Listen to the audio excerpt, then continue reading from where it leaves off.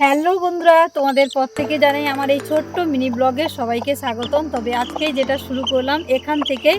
তবে প্রথমেই তোমাদেরকে দেখাচ্ছি, দেখতে থাকো। এই যে দেখো আমার বাড়ির তেঁতুল গাছ, তোমাদেরকে দেখিয়েছি না?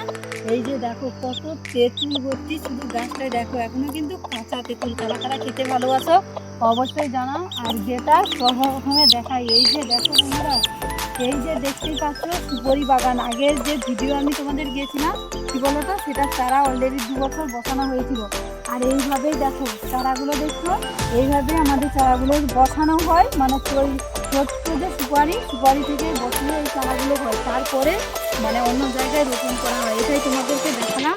তার সঙ্গে তোমাদেরকে দেখাচ্ছি, দেখো আমার ধানের ক্ষেত। তোমাদের দেখেছো আমি একটু গ্রামে থাকি, তাই বুঝতেই পারছো আমাদের কতটা কাজকর্মের মধ্যে দিয়েই আমাদের জীবনটা চলে। তাই দেখো আমাদের ধানের ক্ষেত, তোমাদেরকে দেখাচ্ছি। অবশ্যই দেখতে দেখো কেমন লাগে জানো। আমাদের কিছুদিন পর কিন্তু ধান কাটা শুরু হয়ে যাবে। এই যে দেখো বন্ধুরা, চলে এসেছি। দেখো দেখতে পাচ্ছ, এই যে দেখো এই দিকটা তোমাদেরকে দেখাচ্ছি। দেখো এটা পুরো ধান পেকে গেছে, বুঝতে পেরেছো বন্ধুরা?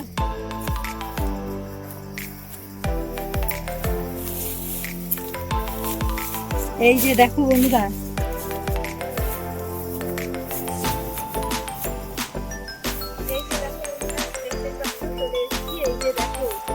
সত্যি মানে এগুলো করতে কিন্তু খুবই কষ্ট হয়, কিন্তু যখন এই দেখো পুরো এই সোনালি ফসল যখন ধরে যায় না, কতটা আনন্দে সেটা বলে তোমাদেরকে বোঝাতে পারবো না। এই যে দেখো পুরো ভর্তি, কিন্তু যখন লাগিয়েছিলাম লাগাতে সত্যি খুবই কষ্ট হয়।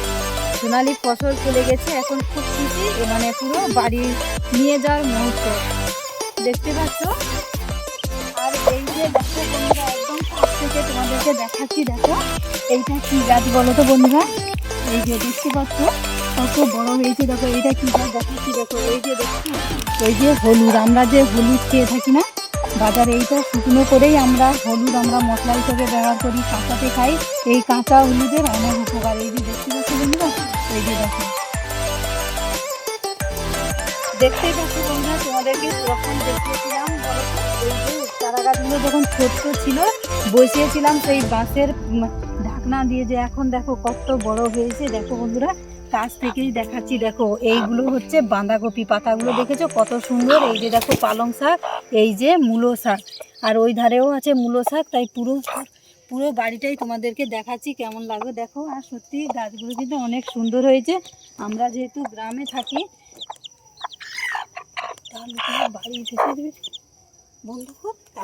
দেখতে পাচ্ছ বন্ধুরা, এইগুলো দেখেছো, এইগুলোই দিয়েই কিন্তু এইভাবে বসানো ছিল। তোমাদেরকে আগেই কিন্তু ভিডিওতে দিয়েছিলাম, বুঝেছো?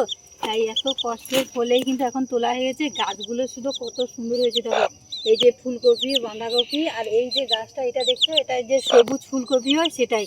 তবে সবটাই তোমাদের সঙ্গে শেয়ার করলাম। কেমন লাগছে অবশ্যই জানাও। যদি গ্রামের পরিবেশ তোমাদের ভালো লেগে থাকে, এই কাজগুলোর বিষয়গুলো যদি কাজগুলো ভালো লেগে থাকে, অবশ্যই আমার চ্যানেলটি ভিজিট করো। ভালো লাগলে লাইক কমেন্ট সাবস্ক্রাইব করে পাশে থাকো। এই পর্যন্ত, টাটা। সবাই ভালো থেকো, সুস্থ থেকো।